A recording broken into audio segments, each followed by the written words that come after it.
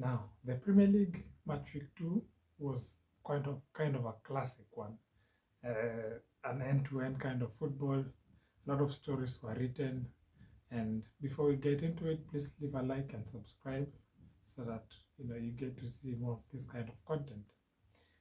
Now, this began in London at the London Stadium where West Ham welcomed Chelsea, and when they did, they started the game with the home support behind them fully as always. They started quite early by scoring a goal through Lucas Paqueta in the 6th minute, which was, quite an odd goal because again we know how good the guy is and all the quality that he possesses, but that caught the Chelsea defense by surprise, and they responded quite quickly because of the amount of talent that they have on their squad. They went ahead and scored in quick succession. They scored in quick succession. In the first half, they had already scored 3 goals, and this showed how weak defensively West Ham were. They were not good at set pieces. They were not defending quite well. Their midfield was getting run out quite quickly, and there were so many passive players on the pitch. This made it quite easy for Chelsea to play through the lines, to pick their man, to spread it out wide, and create different sorts of chances. So that was quite easy for Chelsea to come back and control the match because, again, at set pieces, they were being given the leeway to go ahead and express themselves. The goalkeeper was not commanding space. Mads Hermansen was not commanding the space that the Chelsea players were occupying, and they conceded 3 goals from corners, which is absurd considering the amount of tall players you might say that they have. But again, not enough physical, not mentally. I think they're also distraught, especially after going 3 goals down, and fans started walking out of the London Stadium quite early. They were bored with what they were seeing, so they started exiting, and this might have also had an effect on the players, that they knew that they couldn't beat Chelsea in this kind of character, or the kind of mental set that they were in. So they had resorted to defeat quite early. This made it easy for Chelsea to play, and they did, and they went on to show their dominance and give them more confidence going into the next matches, that they can do these kinds of, they can demolish teams, so to speak, even without their star man, who was Cole Palmer, missed their match because of a knock that he got from warm up. So yeah, they did play well. A special mention for Esteban William, who became the youngest player to assist for the football club and became man of the match. Had a good display. I think he's one for the future. He's one who is looking really well. His trajectory is quite standard. There is no points in his kind of game where you see him slacking.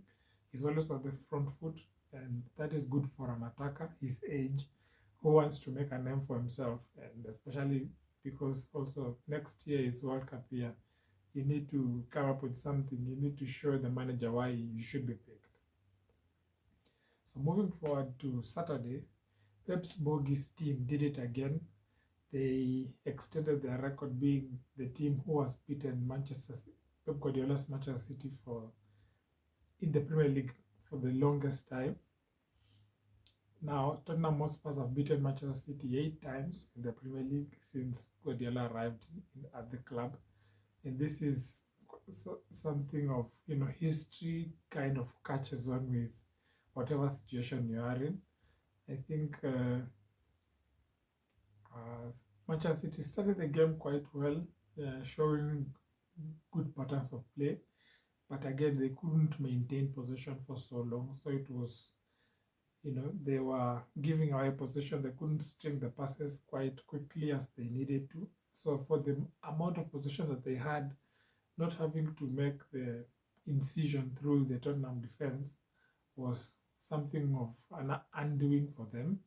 because after that, Tottenham did settle in the match. They defended quite solidly with two blocks of 4 and 3.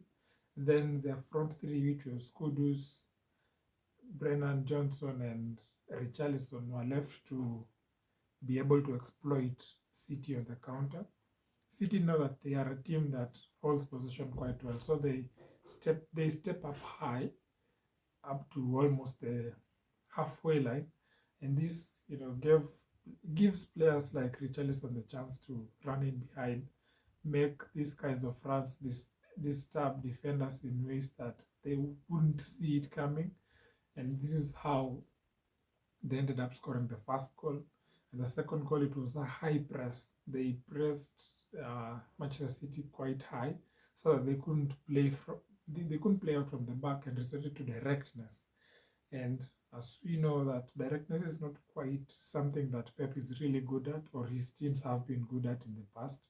So this costed them the way they wanted to approach the match. They couldn't control the match the way they wanted to. So this led to his team not knowing how to cope with it.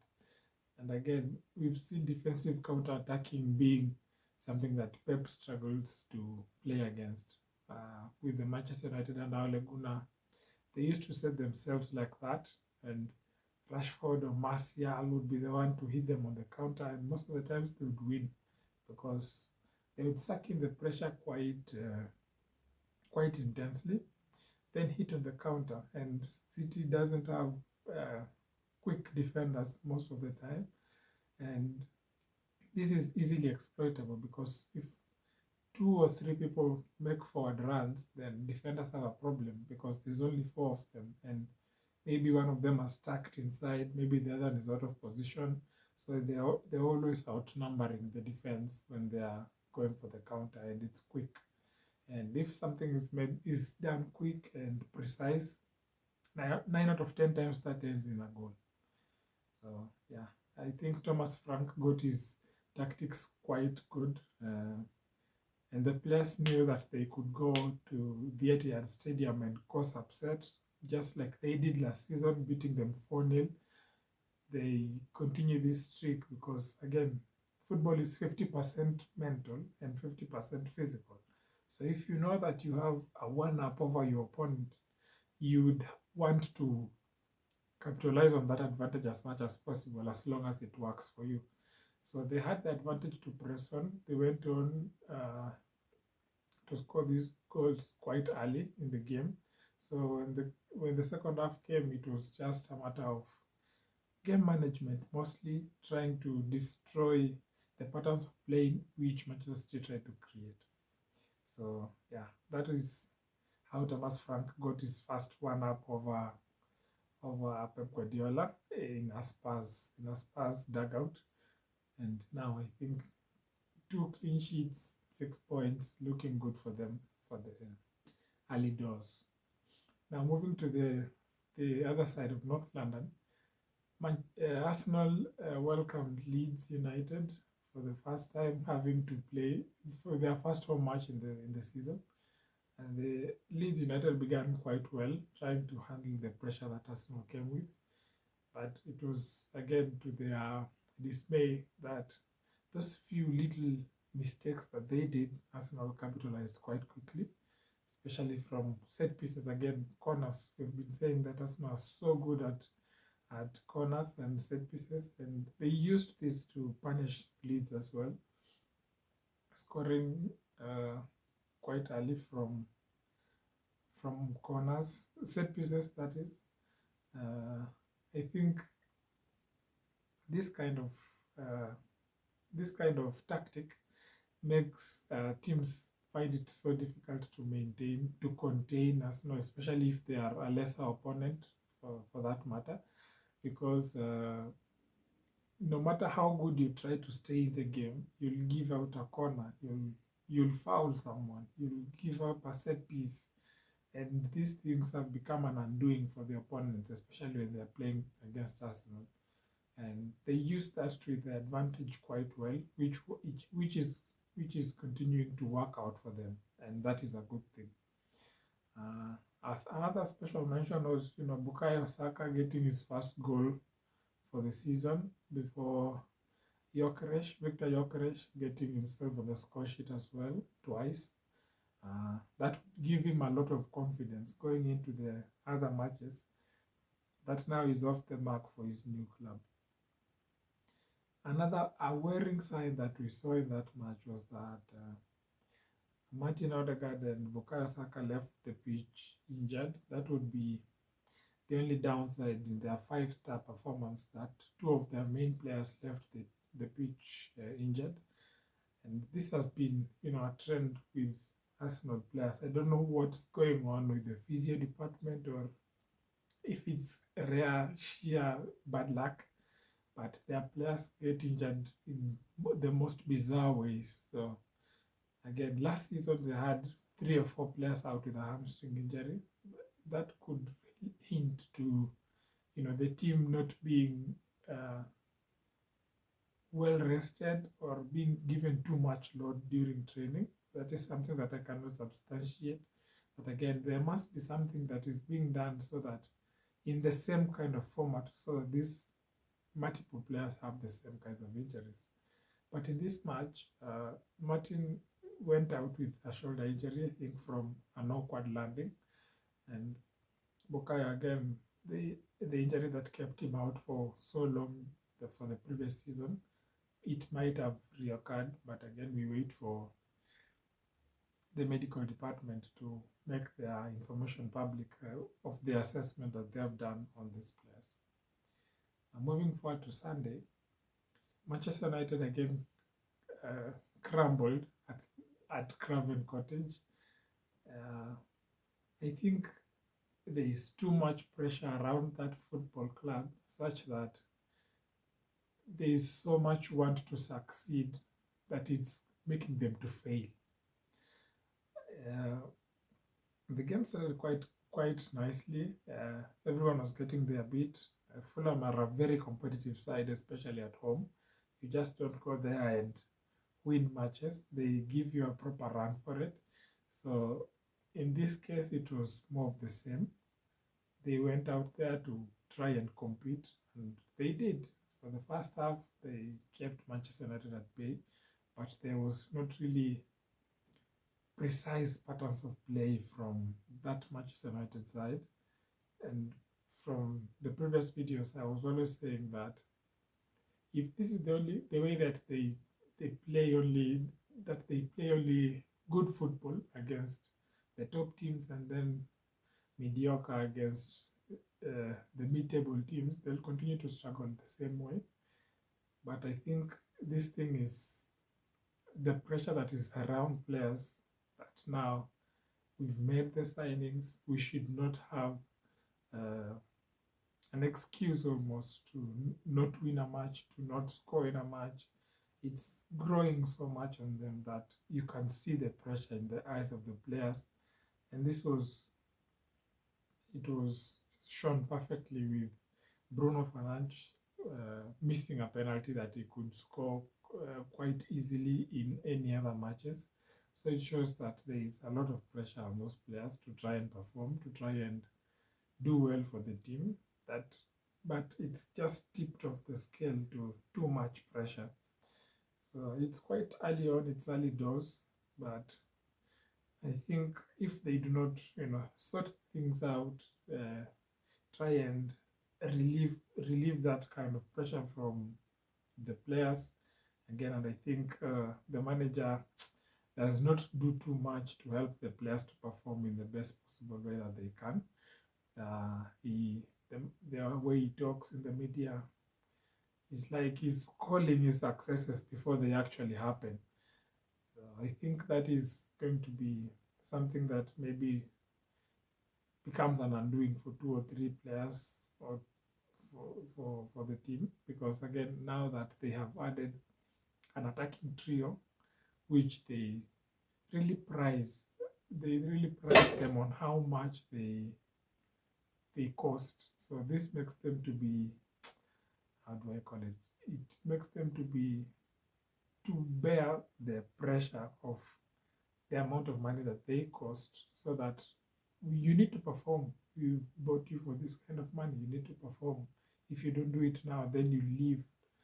It's becoming sort of a trend that is going to make that club to capitulate. But with that being said, I think they stayed in the game quite well. They didn't play as good as they did against Arsenal, but they did get a point. And they lost 3 points in the span of, I don't know, 20 minutes before the end of the match. A little slack, and Emil Smith Rowe was in, scored, equalized. So, yeah, I think there is a lot to be done for them, but it's not really a question of tactic. You could see the desire in the players' eyes, the way they want to do it. They are ready to go out and play. But I think there's something which is quite mental more than even physical, more than tactical, that needs to be addressed. That these players should not only play for the club because of its past successes or the magnitude of the club, because it's making most of them to not give their best as much as they'd want to, but they are mentally prevented from doing the same. Now, moving to Monday Night Football, in a game where there was a lot of emotion involved, Newcastle welcomed Liverpool to St. James's Park, and it was a frenetic start to that match. Newcastle were all over Liverpool. They were pressing high, they were winning duels, they were going into it with heart for the first half an hour. It was a miracle at that point that Liverpool had not conceded. But in true champions fashion, they did go and score fast. So this released the pressure of the team for the first half.